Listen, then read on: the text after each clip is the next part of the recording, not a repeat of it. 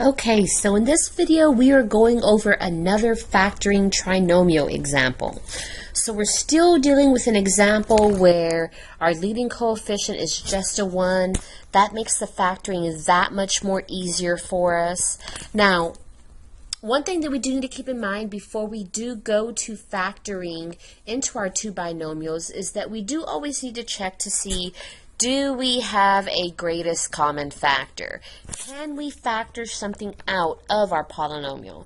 So just briefly going over this example, looking at the x's, I don't have an x in common with all three terms. Taking a look at the numbers, because my leading term is a 1, that doesn't really apply there. So for this particular example, we would not have a greatest common factor. We can proceed to straight factoring into our binomials. Now, if you need a little bit more of a breakdown, I would recommend watching the video right before this one. Otherwise, continuing on with this one, so when it comes to factoring into our two parentheses that we have here, our first focus should be on the first term that we have, which is an x squared. And that first term comes from multiplying the first terms in each of these binomials together.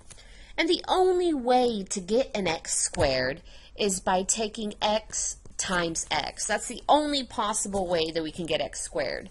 And we should know that x times x is x squared. Remember, that does come from the product rule that says that we do add these two exponents together to get this x squared. Now that we have that out of the way, our next step is to focus our eyes on our last term. And here for our last term, we have a 28.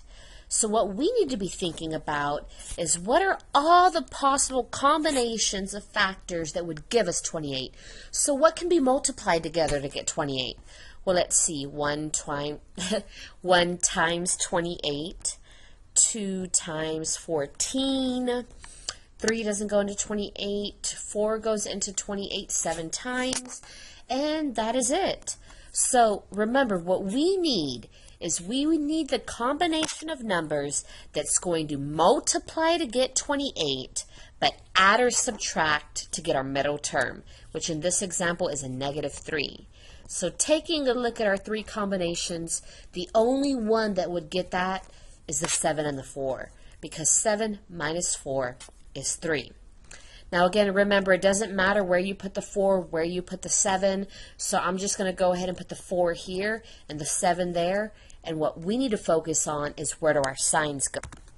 The easiest thing to start with the signs is to remember that whatever sign our middle term has, which here is a negative, our bigger number must have it.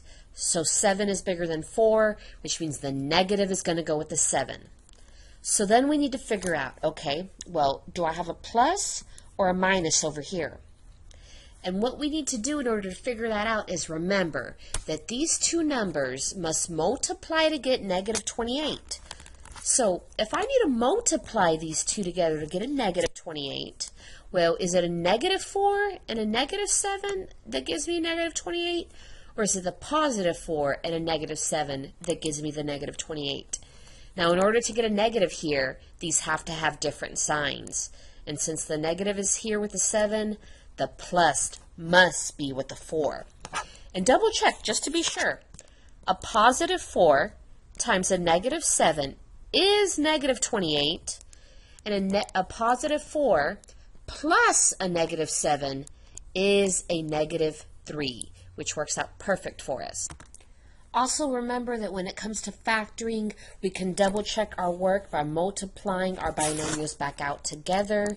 So we can distribute the x here, and then we can distribute the 4, and we should get our original problem right over there. Otherwise, our solution is x plus 4 times x minus 7.